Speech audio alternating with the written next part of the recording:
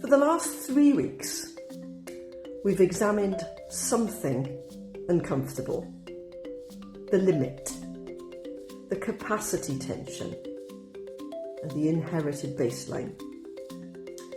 But awareness alone changes nothing. Diagnosis without redesign is just insight.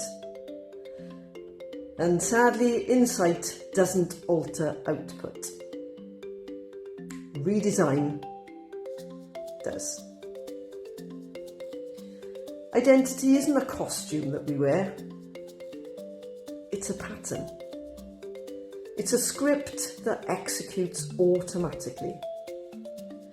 Most of your current results are not conscious choices.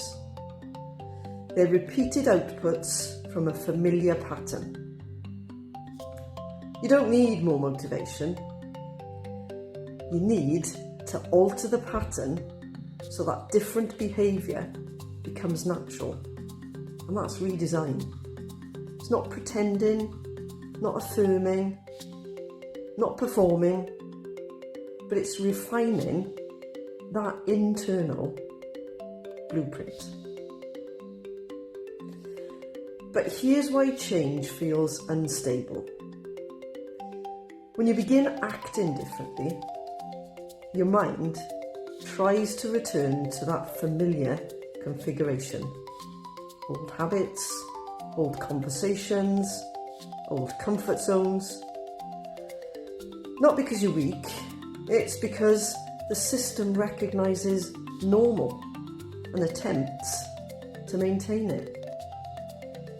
Growth requires tolerating that instability long enough for the new pattern to stabilise itself.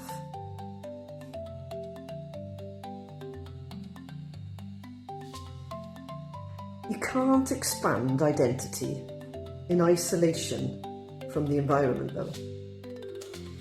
If you begin thinking differently, but you remain surrounded by low standards, risk aversion, maybe some scarcity conversations, you'll feel friction. And it's not because you're wrong, it's because your environment reinforces your identity. And sometimes redesign requires different rooms. It's not abandonment, but it is alignment. Here's something most people miss. You don't get what you want. You get what you tolerate. So if you tolerate late payments, undervaluing your work, chaotic routines, shrinking in bigger rooms, that becomes your acceptance threshold. Systems deliver what they're calibrated to accept. Raise the tolerance and we raise the output. For me, redesign wasn't dramatic. It was tightening tolerances, raising standards quietly, saying things like, that's not acceptable anymore. Not loudly, not publicly, internally. Identity shifts when what we tolerate shifts.